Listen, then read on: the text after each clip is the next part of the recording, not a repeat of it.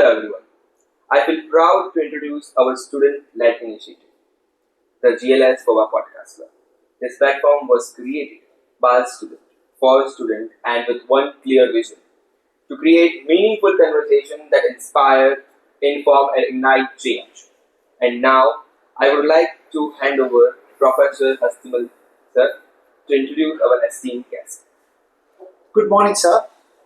In every industry, there are leaders who chase success, and then there are leaders who quietly shape institutions, values, and peoples. Today's episode is about the second kind, on a man with many hats.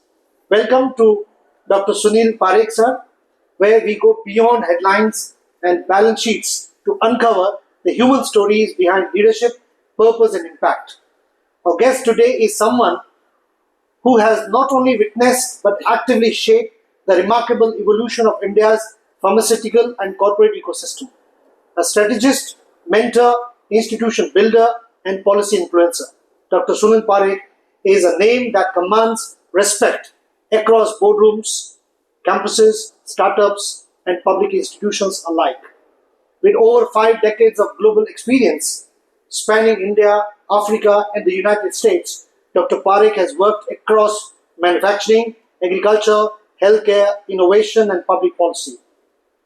He currently serves as a senior strategist advisor to leading Indian multinationals, including Zydus Life Sciences Group and the Jubilant Bhartiya Group, where his counsel blends long-term vision with ethical clarity.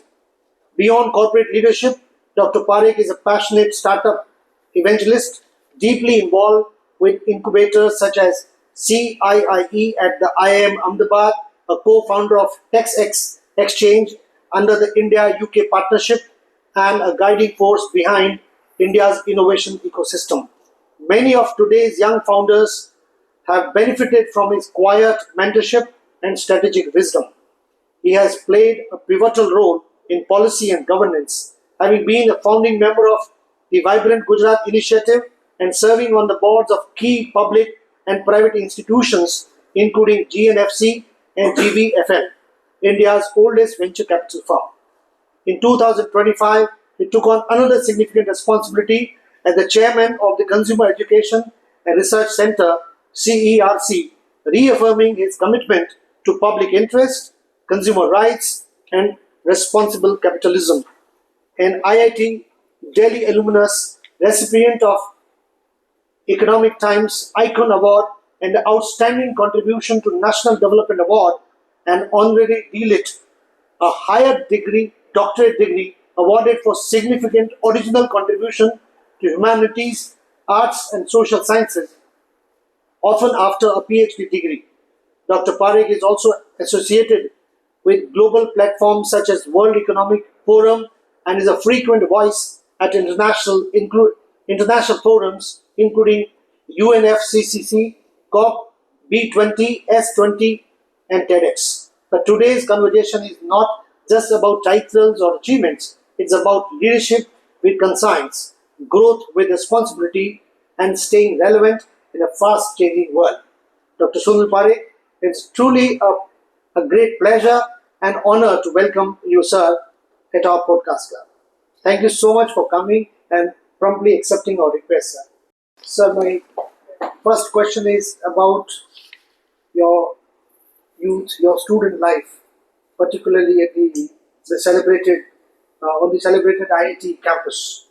So, reflecting on years at the IIT Delhi, how did your academic training and campus culture and peer environment shape your way of thinking, problem solving, and leadership in later years of life? IITs are a melting pot. When I left school and joined IIT, because we finished at that time, we had school up to grade 11, and all engineering courses of technology were 5-year courses, so 11 plus 5. I started school early, and then I finished early because I was very mischievous. I was put into school at the age of 3. Oh. So I finished school at the age of 14, and I became an engineer at the age of 19 from IIT Delhi. So these are very formative years in any child's life. And I remember when I first came to IIT Delhi, I found people from all over India were there. And this was not something that you get in your own school. There were Sardarjis, there were Bengalis, there were Tamilians, they were from Biharis, and everybody was of a certain level of brightness.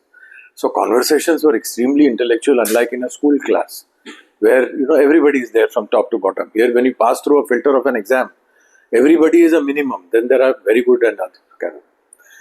And then to be able to meet the entire India in a small way was a unique experience for me. I remember I never knew about the cultures and the habits of people. So the question that you ask is, the peer had a magnificent effect on me. And we all became like, cast into some kind of a die which all of us were similar in some sense. And all of us accepted plurality in our society as a given. And that actually had such a big difference, because when I'm on the boards of various universities here, and I see that the students don't have it here. But these national institutions where people come from abroad, it actually shapes a different personality. Your view of India changes. The other aspect was that IITs were very hard work. Those fellows had planned the course in such a way that after a weekend or Saturday, Sunday, Monday morning, 8 o'clock would be an exam every week. Oh. And so therefore, not only do we study during the week, but even weekends we had to slog. वो 5 साल कहाँ गए हैं पता ही नहीं चला. Because Monday morning 8 o'clock exam, and every exam of Monday morning would count towards the grand total of passing out. Oh. So we have to take seriously. Very seriously. Every lab result, every meeting, every tutorial class, every sheet, everything adds up with the weightage to the final total. Mm-hmm. So one had to be very careful in planning. I made a few mistakes. I used to like playing TT. I played a lot of table tennis at that time, and my grades dropped from A to B in one of the semesters. And I was thinking, TT तो बराबर है, but I've come here for a different purpose. और रात को table खाली रहते थे, in the hostels. So that was a time when 2 or 3 people would play. So I gave up TT after that, because the pressure of work and the need to do well was very high on me. But what IIT did for me was it gave me a level of self-confidence that I didn't have before. It made me think that मुझे कुछ भी problem दे दो, I will break it down into its components, find a solution, and I will find an answer for it within a matter of a couple of days. That confidence that came for any kind of problem, it was the confidence. And that has helped all through my life, because today in life you always have different circumstances, you meet different people, difficult situations. सब हो जाएगा, उसके mind लगा के काम करना शुरू कर दो. So there was never any fear of anything कि how क्या था, because you break it down into its components and suddenly it's like a traffic jam. You go into a traffic jam and you find अरे सब गाड़ियाँ सब अटक गए, घुस गए ट्रैफिक में, तो धीरे धीरे करके everything comes and you come out at the end of it. तो दूर से लगता है मैं ये ट्रैफिक में कैसे जाऊंगा. So that confidence that things will sort itself out and I'm capable of solving my problems was a unique experience. And after that stayed with me for all my life. और फिर छोटी छोटी चीज़ें हैं कि मुझे ये आलू पसंद नहीं है, मुझे गोभी पसंद नहीं है, सब साफ हो गया. अच्छा. जो सुबह देते हैं दोपहर को देते हैं, इतनी भूख लगती है, जो भी देते हैं खाना शुरू कर दिया. Priorities are important. Absolutely. And then the other thing was that habits, personal habits है, जल्दी उठना है, लेट उठना है. There was no compromise. Everybody at 8 o'clock had to be in the institute. We had to walk half an hour to the institute. We had to have breakfast and get ready. So everyone would get up 6:37. Cold water shower in Delhi winters was a must. So सुबह उठ के ठंडे पानी में नहाके 7 o'clock we used to come down from breakfast, 7:30 walk 30 minutes to the institute in the campus itself. फिर lunch के लिए आना, फिर अगेन लंच के बाद जाना, फिर शाम को आना. 4 times, तो ये आधा घंटे के 4 वॉक्स है, तो 2 घंटे ये हो गए. फिर 1-1.5 घंटा स्पोर्ट्स करना. We were also tip-top condition in our bodies and habits, and food was good quality but basic. So all these things put together taught something that if you have to take a team and take a project in life and do it, create the conditions as if you are in it together, and then all discipline aspects, interactions, everything remains focused on what you want to solve. That ability has been the greatest contribution from IIT. So that ability and the fearlessness of decision making and whatever, that came from your peers or from the teachers, or it was both? The teachers gave the challenges. The responding to challenges was at an individual level. When they used to give projects, then it was at a team level. So peer contribution. And then when you are dealing with bright people from all over with different backgrounds, there is so much learning from each other as compared to the teacher. because everyone is a original thinker, everyone is an original smart guy, everyone had good IQs. So, it was a competition at the highest of levels. So the mind opened up. And the amount of things we learnt in every day, every month, every year was fabulous. Fabulous. So your class, your colleagues, the classmates would be at the top level, no? Well, most of my classmates are retired. I'm 70 now. So at 60, everybody retires. But yes, most of them have reached pinnacles of their life between the age of 50 and 60 because well educated, willing to work hard, and ability to deliver results. So everybody, whether corporate life, so many have joined the IAS, so many have joined government services in different forms. So many people became academics and professors and teachers and went abroad. But everywhere, wherever they have gone, they have made a mark in life. Very successful. It's the training in the IIT. That 5 years of Gurukul Shiksha, that really, there is nothing else you do except concentrate on what you want to achieve in life. It's very inspiring. ऐसा कहीं नहीं मिला मुझे. That mentorship and the peer learning. That's a dream place. Dream place, absolutely. Sir, today we live in a world where degrees, ranking, and credentials often become the main measure of success. At the same time, many successful people say curiosity, discipline, and constant learning matter more than marks or certificate. So, looking back at your journey, what do you think mattered more, formal education or the mindset that discipline, curiosity, and continuous learning that instilled education? I think the most important aspect of the degree is that your first job comes because of that. It's the gateway to the world. A good degree means you have a good gateway. For example, I took my first job with Telco Pune. It was an engineering company. I was a mechanical engineer, so I used a lot of my knowledge of engineering in the jobs. After my first job, I have never used engineering again. I have never used anything that I have learned in IIT after I quit Telco in 1978. And that was the end of my association. I'm not saying that it is not important, because what IIT has given me is that ability to think logically and solve problems. But the use of knowledge for me in my journey of life, based on the knowledge that I've learned in IIT engineering, was minimal. What really helped me, or what really transpired after doing that, is that you learn to adapt to new circumstances. When I first went to Nigeria, from India, I worked in Telco Pune, then I worked in Bharat Forge. Then I got my job offer when I was traveling on the train from Bombay to Pune. The interview was conducted on the train, and we accidentally met my future employer, through a common friend in the canteen on the train. And he introduced me to him, he introduced me to us, and we started talking. Then our common friend came back to find something in the bag, and that person asked me, what are you doing here? Bombay to Pune, Deccan Trade, Queen. Aap kya kar rahe ho? What are you doing? What is your life goal and all that? So I had my life goals all written out. So I said, Amara, ye karna hai, ye karna hai, ye karna hai. So he says, what if I give you this opportunity? Will you leave India and come? I said, of course, no problem. Kahan jana hai? तो बोलता है नहीं ऐसे नहीं, अभी interview करेंगे formal वगैरह, but the thing is in Nigeria. So what I wanted in life was clear in my life. So when opportunities come knocking, they say that if you are prepared for it, it's very easy to take the decision. He was offering me a salary which was equivalent to my three-year salary every month. Why will I say no? I said, kahin jana mein le ja yaar. As long as it's a working environment and all, we'll adapt. So adapting to new work circumstances is what really helps you to be successful in life. It is not the stamp on your head. If you stamp on your head and say, oh, I'm IIT, I'm a rank holder, I'm this, I'm that, it gets you up to a point. After that, people forget it. It has no value. You're not creating value for them. The value comes from adjusting to the realities around you and then learning and then able to contribute value to that organization where you're working. And then people say you're good. So that is the key thing. The knowledge, the degree helps you open the gate to the first job. After that, you are on your own. So that leadership qualities and adaptability and decision making of the kind you have talked about, like your career spans corporate leadership, entrepreneurship, policy advisory roles, and mentoring. What key decisions or turning points define this diverse professional journey?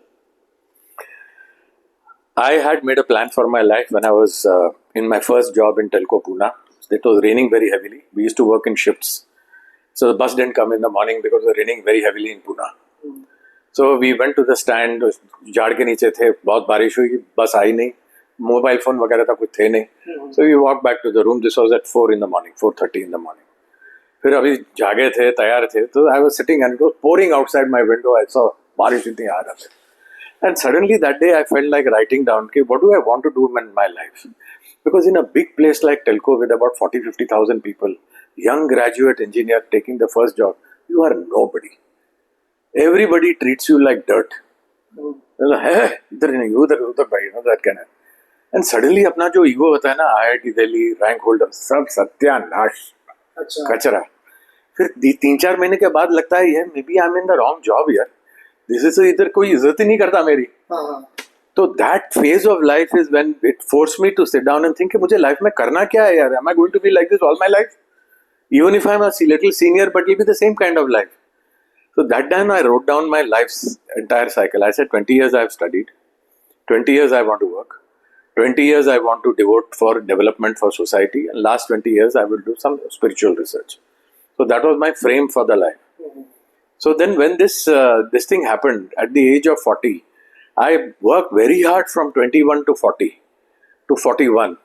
And I made enough money that my family, my children and their children, I have enough financial resources to manage. That gave me financial freedom. And after 40, I have not worked. I have only done things that I have enjoyed doing. Oh, yes. So now I'm 70. For 30 years, I have done things that I have really enjoyed doing, which gave me the diversity in life. That's how I got into startups. That's how I went for tech exchange program with UK.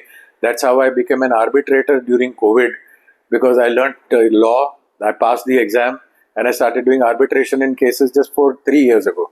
I had no law background at all. Then similarly, working with venture finance companies, working with NGOs. I'm on the board of about 7 or 8 NGOs. And I found that the work they were doing is very interesting. How do you reach grassroots level and make a difference versus working with government and policies which is at the macro level. So corporate life, NGOs, startups, governments, policy making, and then the Kutch earthquake happened. So we decided to go and build a village, public infrastructure in Bachau, which was completely demolished. Schools, dispensaries, even the office of the Mamlatdar and everything was demolished. So we mobilized money from industry and went and built all these things. So all this was possible because I had the freedom of choice, of financial freedom. I was not stuck to a job. I could do whatever I want. And that is what led me to all the things that you mentioned here, that I was able to diversify my interest and find what I enjoyed doing. Only because I had no pressure of earning anymore. So for us, burning out effect is very quick. We get bored very fast and things we are not able to adapt so easily. That you did wonderfully. We could adapt to new changes to different countries, geography, food habits, everything different. And then your roles in different capacities. Simply amazing, sir. So as we hear your journey, I believe that your definition of success may change over time.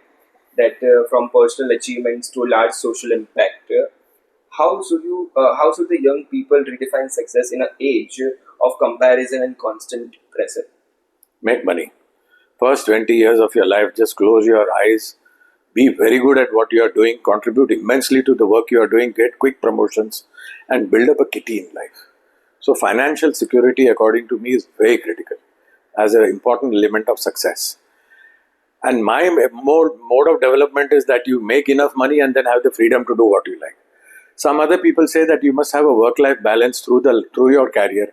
Don't earn as much, but after your work, find time to do things that you really enjoy doing, so that you are developing in both ways. So success, personal achievements often is measured by money. It is often measured by what is your position and other things. For me, money was important, and it was a single most important driving factor in order to take decisions. For example, as I mentioned, going to Nigeria was money. But then I learned there about project management, and you grew there, and then international business, and then IMF and World Bank loans and all that. So I grew in different ways as I would have as compared to if I had stayed in India. But that is very important. The second thing is, unless you try new things, you really don't know what you are good at and what you enjoy. So many times you sacrifice your entire life doing something because it is available, not because you want to do it. नौकरी मળી तो नौकरी મળશે, છોકરી મળશે અને settle થઈ જશું. That is, it will happen anyway. Even if you pursue your goals and passion in life, this will happen. But that is not the goal. The means cannot be the end. So goal fixation and driving towards what you need, both models can work together. And therefore, I think it is important that success is measured by individual people in different ways. One is financial success. The other is to be regarded by your peers for your intellectual thought and leadership, or in society to be respected as a person who is honest, straightforward and helpful, empathetic, or as a leader who, given some task, he is able to deliver and he is always ready to help people.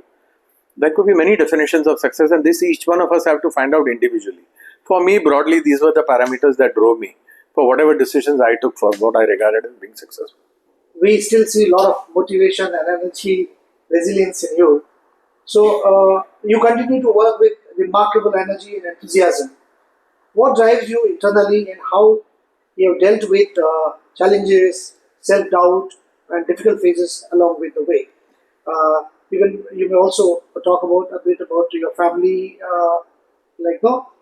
I remember your daughters, that Mowgli story, Chota Bheem. Chota Bheem story.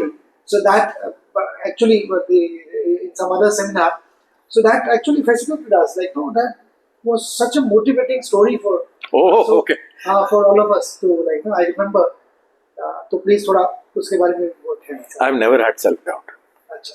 मुझे कभी भी दुविधा नहीं हुई है कि ये करूं कि ये करूं. एक बार निर्णय ले लिया तो फिर after I am that 100% into it. फिर समटाइम्स इट लुक्स अरे वो किया होता तो I never think about it. मैंने जो डिसीजन लिया है उस निर्णय के पीछे पूरा लग जाता हूँ.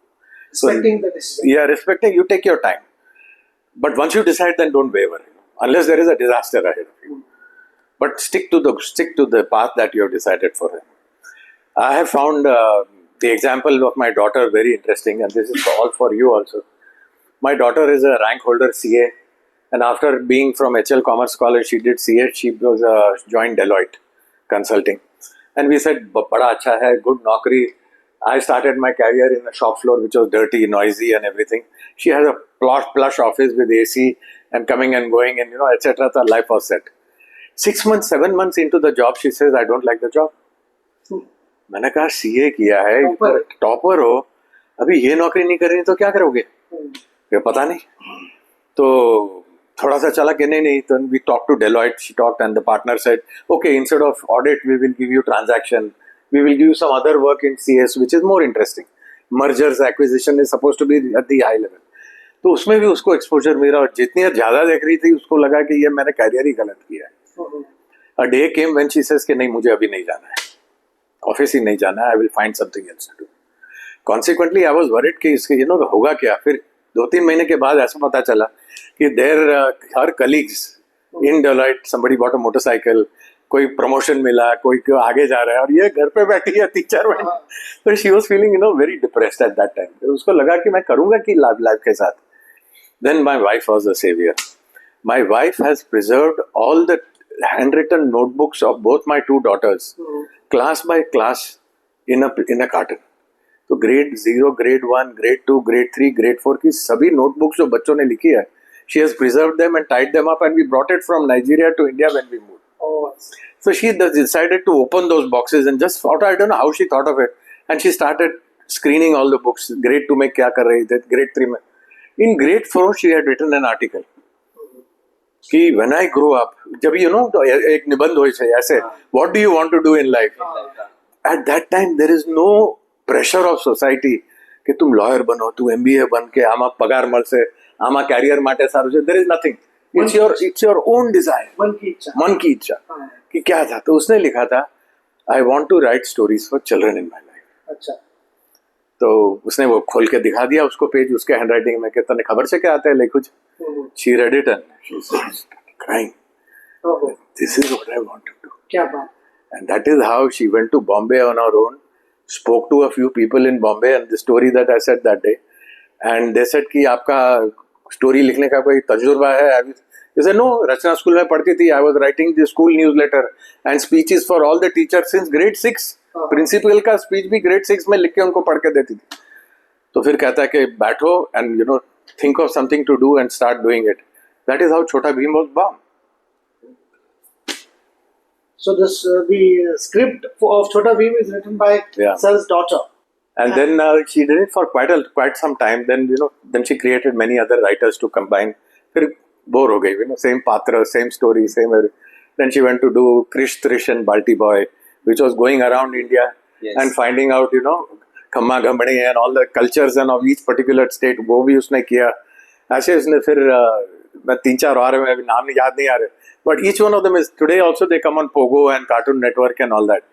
And we supported her all the way when she decided to drop a very good paying job to find something unknown, And that is very important in life because जब आपको पता चलता है मैंने गलती की है, reverse turn मार के निकल जाओ, cut your losses. No point in suffering your whole life doing a stupid thing that you don't enjoy like accounts and finance and Deloitte cuts. I'm not against it, but for her it was a waste of time. She just did not find. She was such a creative person. 4-5 years, she might have sacrificed enjoying the college. Rather, she did exactly for CA and becoming a. And आज के time में even 15-20 years ago when she finished her CA and joined Deloitte, even then there were opportunities for people to follow your own passion. Yeah. गई Bombay because the people said कि यहाँ अहमदाबाद में कुछ नहीं मिलेगा, आपको जाना है तो बॉम्बे जाओ. तो लिटरली बोरी बिस्तर बांध के 3 महीने का उसका हाउस रेंट भाड़ा वगैरह हमने दिया था. She found a paying stake and started making cold calls to all the agencies saying, I want to do creative writing. I can write and no portfolio. People say ना कि क्या है, what is it? मालूम नहीं है, बस मुझे करना है. So there's a grand old man, 88-year-old man called Raja Ram, I think, in Bombay. उसे तुम्हारा बैकग्राउंड से मुझे कोई मतलब नहीं है. तुम्हारे पास डिग्री है के लिए मुझे कोई मतलब नहीं है. लिख सकते हो तो कॉर्नर में बैठ के लिखो, create a character and right the story. Strong will.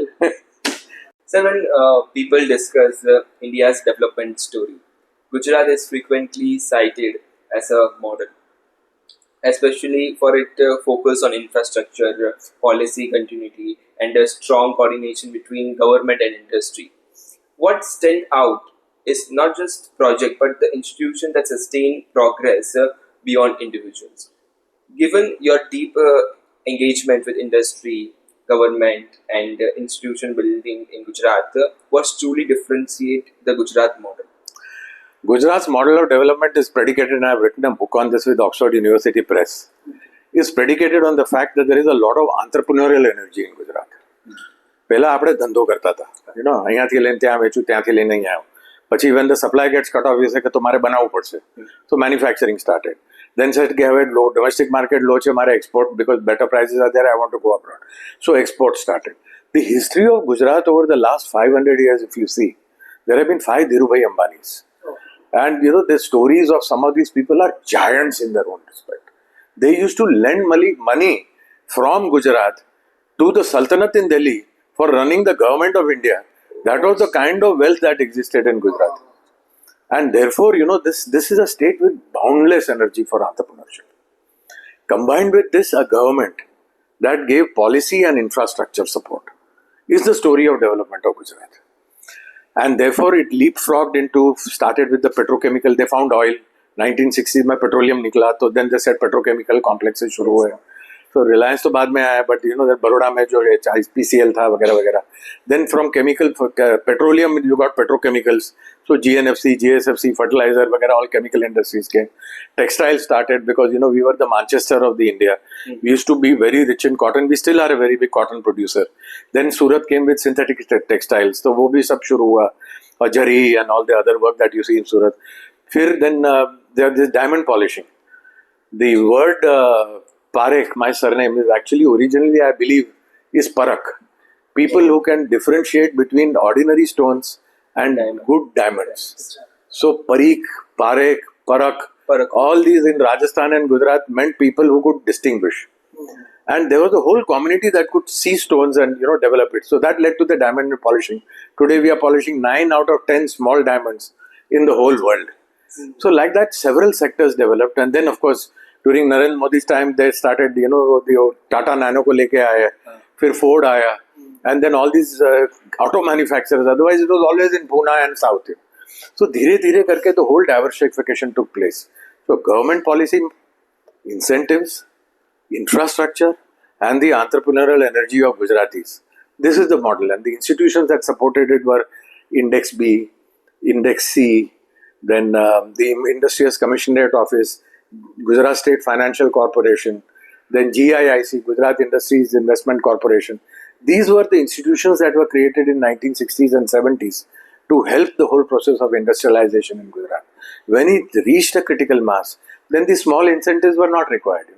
Then their incentives were limited only to MSMEs, and the big people were given large industrial estates were developed, in which companies came and put their establishment, common facilities like effluent treatment, supply of gas and energy, all that developed.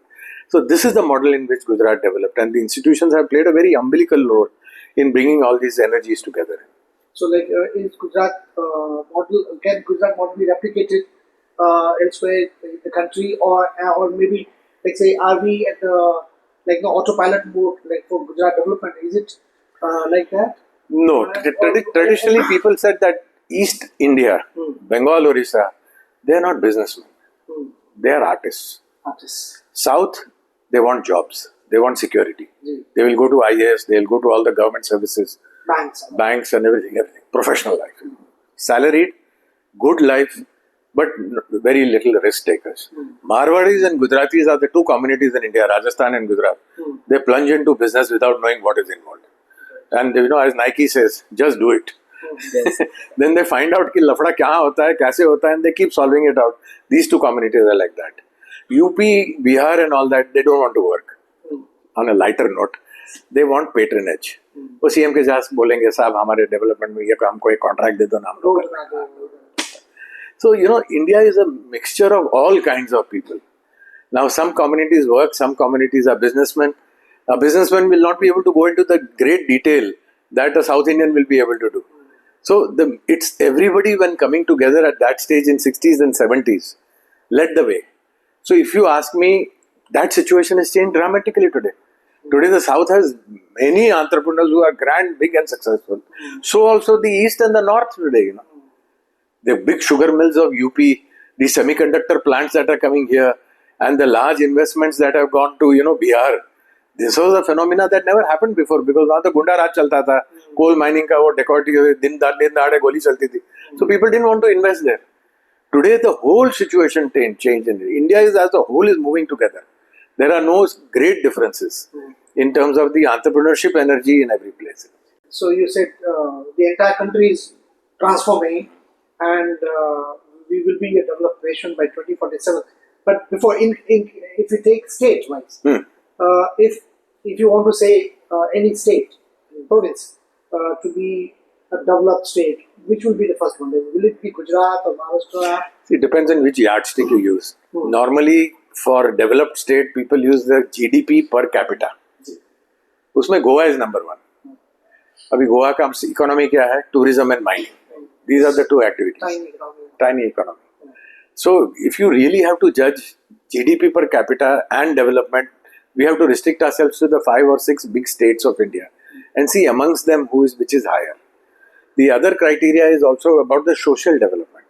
How is health and education in these societies? You can have a very unequal society with very large GDP because a few people make a lot of money, powerful industrialists. But a large number of people are only employees. And you have another model like Tamil Nadu, for example, who don't have Adanis and Ambanis, but they have 1,000 entrepreneurs who are successful. And their health and education indicators are far higher than that of Gujarat.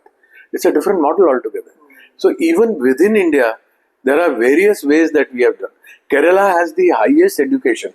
There is no illiterate person in the whole of Kerala. Everybody speaks and knows basic primary, secondary education. That in Kerala, I've heard there is no poverty in Kerala. There is no poverty because there is something or other they are able to do. They leverage their education for doing something. That lady has developed a machine to get flowers from the forest every day. और वो machine में सब फूल डालती है तो उसमें से बाहर पूरी वो वेणी, South Indians wear Veni on the head, the girls. वो सब machine में बन के आ रहा है. And it's a जुगाड़ी machine. And they are all earning money. कुछ ना कुछ तो करते रहते हैं.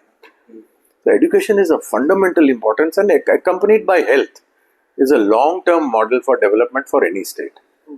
So from going from India to, let's say, at the global level, we have seen India becoming very important, particularly last 10, 12 years. India shows its strength in G20. India may be liked, may not be liked by many, but then it cannot be ignored. And every other day, one country or the other of global repute says to end the war between Ukraine and Russia, India can play its role. And then on the global geopolitical situations, India is by and large there among the, let's say, among the top 5, among the top 10. So how do you see India? Like, we have worked very closely with the government of India also. So how do you see, India as a global power, and till what time we will definitely be superpower? What strategies should we follow, and what other geopolitical situation will influence it? China, USA, Russia, the group of these developing countries that India leads, and WTO, all those geopolitical those factors.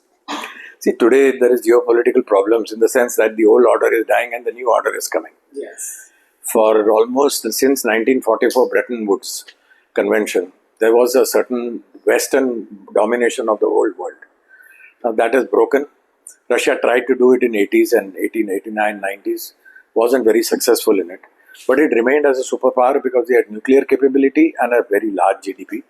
But USA then stole the march, and Russia was broken into all the CIS states, and only the Russian Federation became just Russia, and you had all the other countries. So Russia was in a sense neutralized from being and sustaining to be a superpower challenge to the US by the Americans. So it became a unipolar world. Europe had just come out of Second World War. To uska development, they were relying on money from America to develop. So therefore, America was a clear dominating factor in the whole world. Now that dominating factor is now reducing. It is becoming a multipolar world. China has clearly emerged as a major competitor to the US, and in many ways is larger than the US. Whether it is trade, whether it is manufacturing in any area, whether it is now even technology areas, they are leading ahead in many areas. So now it is definitely two polars. Europeans have grown, but they have grown under the shadow of America. Yeah. Protection was under American protection. Japan grew, became the third largest economy. Again, no expenditure on defense, fully protected by US under the treaty. Now this whole world order is changing. So there is movement. And when there is movement, it's like, you've seen a racetrack in a car. The people who win the race are the ones who take the sharpest turn at the corners. Because straight race में तो हर एक गाड़ी एक ही speed से दौड़ सकती है. It is how you are able to navigate the turns gives you the advantage of going ahead.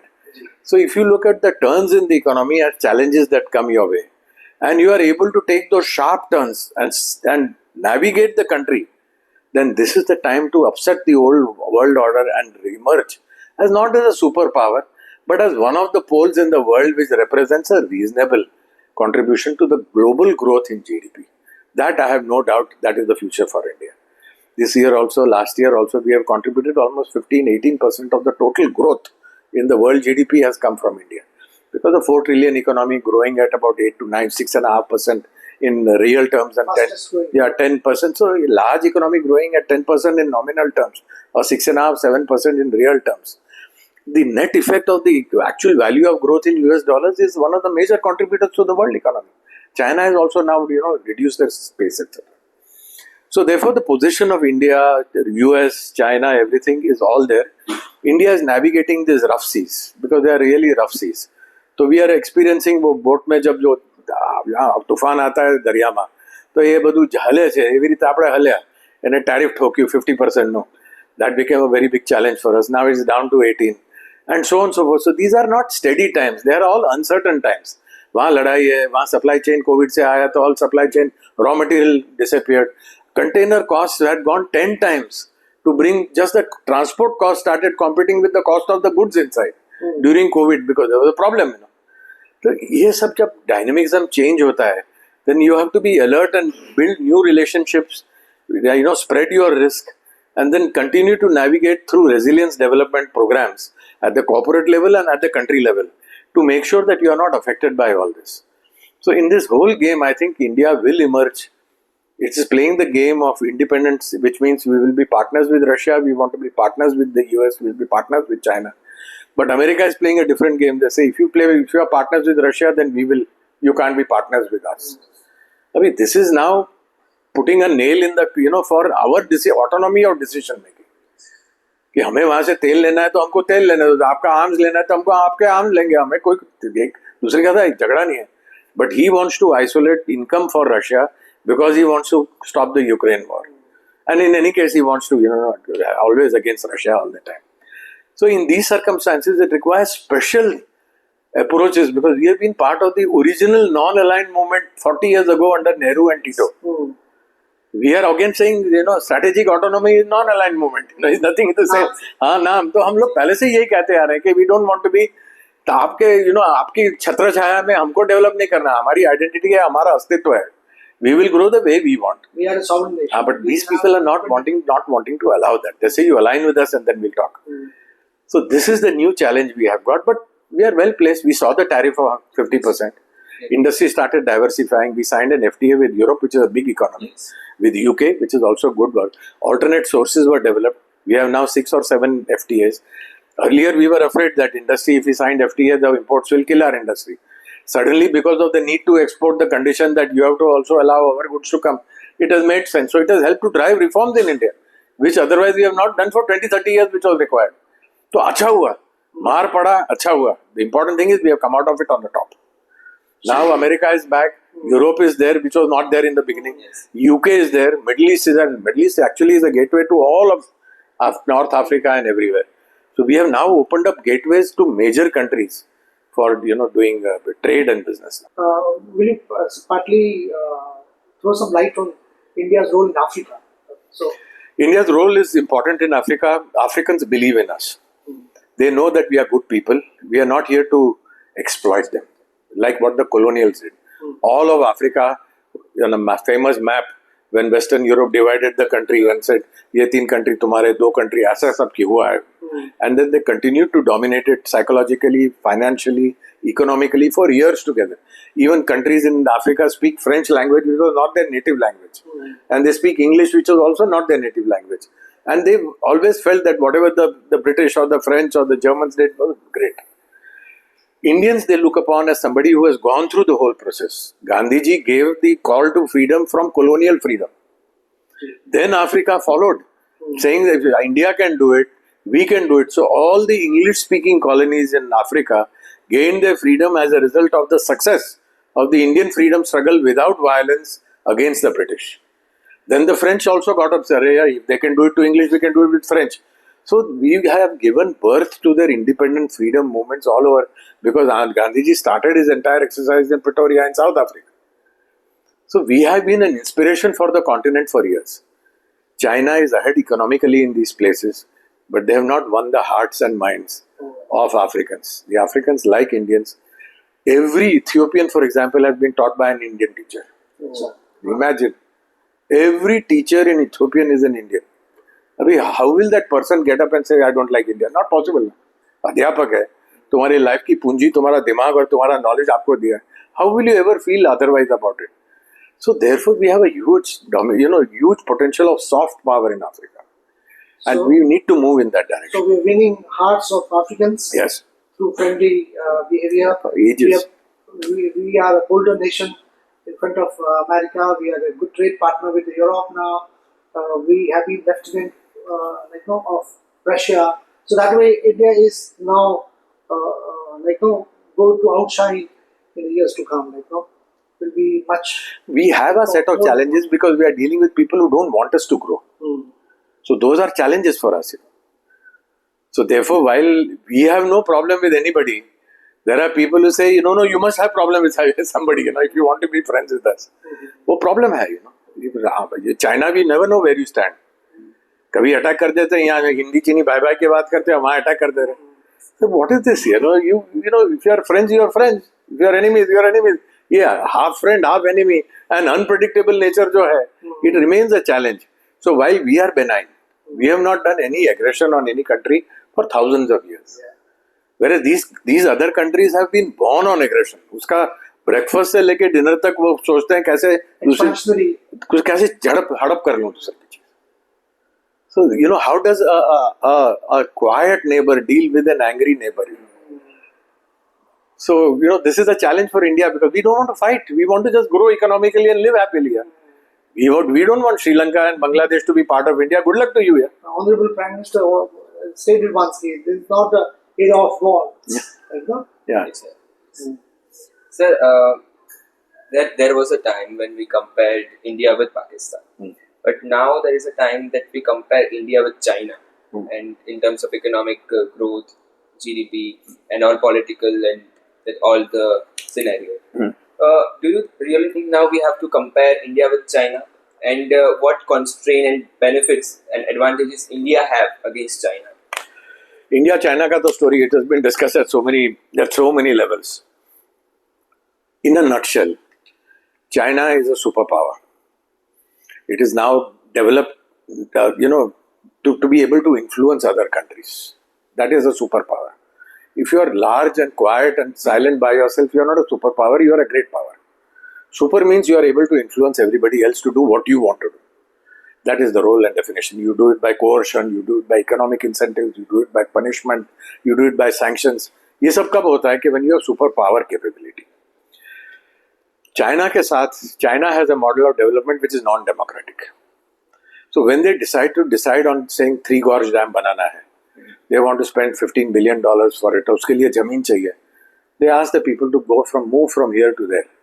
अभी जब अपनी बाप दादा की जमीन जो होती है वो छोड़ने का जो दुख होता है, that has no place in China. In the communist regime, every worker was regarded as a force, one of the elements of capitalist and industrial development. So they ask them to move. तो रोते धोते हैं चले जाते हैं. There is no voice. ज़्यादा आवाज़ किया तो बंद कर देते हैं, और भी आवाज़ किया तो disappear हो जाते हैं. Now that is one model of development. Now if you look at economic development is for whom? Is it for the political party of China or is it for the people of China? So they will always be faster than us and bigger than us.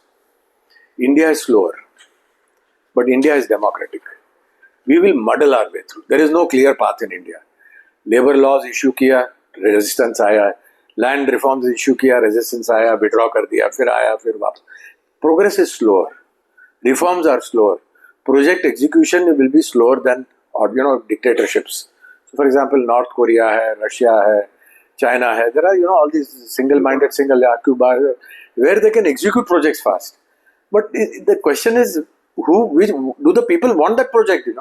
It is for the people. No, after all, what is GDP per capita? Ki hame kya chahiye? So we will be slower than China. We will catch up with China. China is on the decline. They had a very foolish policy because one child, one. Yes.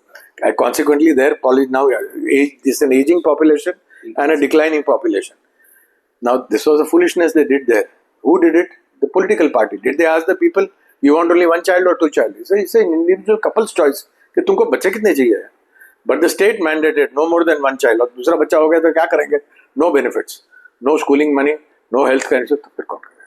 So they manipulated the social behavior of people through very strong economic disincentives. Now they will pay the price for it because they can't sustain it.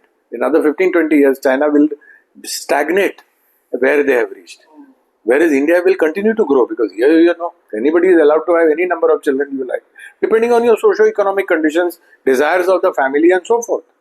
Nobody dictates. So the two models are fundamentally different at the root.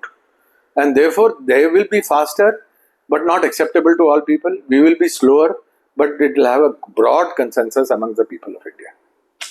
So the democratic setup, the framework has helped us grow with dignity, with human rights, and so on. The political processes benefiting people and so on. But then there would be some constraints also of India being the largest democracy in the world and being so liberal and all. So do you think the government should think about it to address these constraints? The largest economy in the world, which is USA, is a democratic country. वो कैसे हुआ फिर? If you keep that as a role model and unleash the entrepreneurship in society, US has grown because they allow immigrants to come who are the best in their ability. It's a merit-based society. If you don't perform, you die. If you perform, you survive, you grow. यहाँ से कोई ordinary student जाता है, वहाँ शादी करता है, हमें यहाँ शादी करके वहाँ बैचलर होता है, then he starts developing a shop. एक दुकान में से, दो दुकान में से, तीन दुकान में से करते करते he becomes, he's sending money home every year. He's saving $150,000 every year. That society allows you, if you are able to perform, you have the merit, you can grow. Sir, as someone who sees multiple economic cycles, political shift, and technological transaction, what message would you like to give students who feel anxious about the future, and what mindset should they carry forward that just as professional but as responsible citizen of India? I have written something down because I thought about this question quite a lot. I think there are 5 things that I would like to mention to the students, and let me face the camera now. I think the first and foremost I think a student should do is to take responsibility for his or her life. Take help from wherever you can get, but don't be dependent. Decide for yourself what you want to do in life. Very important to take your own responsibility. हाय मुझे ये हो गया सब छोड़ के मुझे क्या करना है, एंड रिस्पॉन्सिबिलिटी लेके आगे बढ़ने का जो मेंटल एटीट्यूड है, it is cardinal and most important aspect for personal growth and development. The second is choose consciously. Because नौकरी आई है तो मुझे लेना है, ऐसे मत करना. Decide where you want to go and work and find that work. Even if it takes a little longer, life is a long journey. It doesn't finish with the first job that you are taking. So make sure that you actually take a conscious decision of what you want to do and where you want to do it. Try it. If you don't like it, change it. But if you want to continue with it, do it not because it has come to you as an opportunity, but because you want to do it. The third aspect is very important, is focus on the present. हर एक चीज में, हर एक महीने में कुछ अच्छा काम करते become excellent. You will see within a matter of 1 year from where you were and where you have become. Don't make huge plans that मुझे यहाँ से वहाँ जाना है, ये भी करना है, वो भी करना है. ऐसे नहीं. रोज में, दर हफ्ते, दर महीने you start improving yourself, then that is a very good safe way to go forward. And I think it's very important to set long-term goals so that when you have to take decisions in the medium term, 3 year के बाद job करना है तो मैं ये लूँ कि ना लूँ. So then what is your big goal? Will this job take me to that goal, or this will take me in another direction altogether? Whatever your goal is. So make sure that your life becomes aligned in a particular way. It will help you to go further and higher in life if you are able to do that. Last is embrace the unknown. Take risks. When you jump into something that you think you like, jump karo. I have given you the example of my daughter, and there are many others who said every successful entrepreneur or every successful human being has taken a call कि मुझे ये करना है. फिर धीरे धीरे वो traffic के जैसे अपने आप वो रास्ता साफ हो जाता है. शुरुआत में it becomes like an unknown risk, but unless you take this risk, you will never know what you are capable of. And the last, I would finish with my quote, and the quote is from Peter Drucker. The best way to know what your future is to design it yourself. Thank you. Sir, you have long association with academic institutions, particularly GLS, Gujarat Law Society, and your association with Sudhir Bhai Nanavati. So how do strong institutions and mentors shape national capacity? And I have the greatest regard for Sudhir Bhai as an individual and as an institution builder. कि लाजवाब आदमी है, seriously. He's developed this institution, he has devoted his life behind it. He has made it resilient that even things like COVID and whatever kind of ups and downs happen, new education policy, rules and regulation by state government of India, वो सबको weather करते करते he has steered the institution to its level of for very good quality, affordable education in a diverse set of fields for such a large number of people. It's absolutely kudos to him as an individual. And when you think of Viksit Bharat, and out of the many 10-15 things that you need to reach Viksit Bharat, the one most important single factor is quality education. Without education, you cannot have a Viksit Bharat. Abhaniya Mata, they will not be able to take the benefit of whatever economic growth is taking place, and the disparities will rise, income inequality will rise, and everybody has to participate in development. And the bridge to success is quality education. Institutions like GLS, people like Sudhir Bhai Nanavati, And this entire community of people who take education very seriously is a gift to the nation, and we need to cherish them, and we need to congratulate him for him and for others for what they have done. Thank you so much, sir. There are a few rapid fire questions, Okay. which you can answer very briefly. Or Bang, bang, bang. uh, in a word. One word that defines leadership for you. Empathy. Empathy. Empathy. You must feel for the other person who is working with you. You must understand their reasons of why they are doing what they are doing, and then when you work with them, then you bring out the best in everybody. A habit that has contributed most to your professional longevity. Longevity comes from humility. If you are humble, people will reach you and will continue to reach you even when you are not, when you change roles. For example, startups that I had helped 20 years ago are still coming to me to say, hello sir, how are you? This is what we have done and all that. We have no connections anymore. But it comes from humility, the ability to work with people, and they know that there will be a shoulder which will always be there behind them to help them. This helps longevity. Boardrooms or classrooms? Where do you enjoy conversations the most? Oh, boardrooms, definitely. Boardrooms. High level and challenging all the time. Whereas in classrooms, you get creative questions and creative question answers. But I enjoy boardroom more. Boardrooms. A book or a thinker that has influenced your worldview the most. Swami Vivekananda. He laid the foundation in our life. Risk. Calculated risk or instinctive risk? Gujarati છું યાર. I always calculate યાર. અને પછી એવું લાગે કે આ બેમાં શું કરવાનું છે તો પછી ઇન્સ્ટિંક્ટ. પણ પહેલા તો ગણતરી જ કરવાની. એમાં ફાયદો છે કે નુકસાન. One mistake young professionals should avoid at all costs. Never be angry at work. It destroys everything with your subordinates, with your seniors and your colleagues. મિજાજ હોય ને તો બહુ પ્રોબ્લેમ થઈ જાય છે. People now call it attitude, people call it, your expectation, people, all kinds of words they use. The thing is that it's one thing that permanently breaks and scars relationships. So never lose your temper, swallow your pride, go back, think about it, and come back next day to argue. In the heat of the moment, don't become angry. Innovation in one word. What does it mean to you? Delight. ખુશ થઈ જાય, અરે આ કેવું સરસ બન્યું યાર, કેવું મજાનું કર્યું યાર. A quality you admire most in today's startup founders. Oh, the ability to network. Magnificent. Everybody has a hesitation કે આ બેન બેઠા છે, હવે એની સાથે હું કેવી રીતે વાત કરું. You think of, there is a certain amount of timidity in approaching. That was a startup, so just go straight away with the problem and requirement. આ જોઈએ છે, મદદ કરશો. It is outstanding, whether for work or otherwise also. Ability to network, I think, clearly stands out at the top. If not corporate leadership, what alternative career would you have chosen? Physics professorship. I had wanted to do it in St. Stephen's. I enjoyed physics and I wanted to do a PhD in sound and musical instruments. Father ने बोला कि physics करेगा तो नौकरी और छोकरी दोनों नहीं मिलेंगे, तो इंजीनियरिंग में बिठा दिया गया.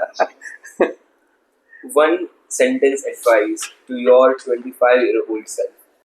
Be careful about burnout in life, because when you are in the heat of doing everything hard, please try and do to the best of your ability to have a work-life balance. I didn't do it. I worked and worked and worked. I never looked at work-life balance. For me, focus was work and go forward.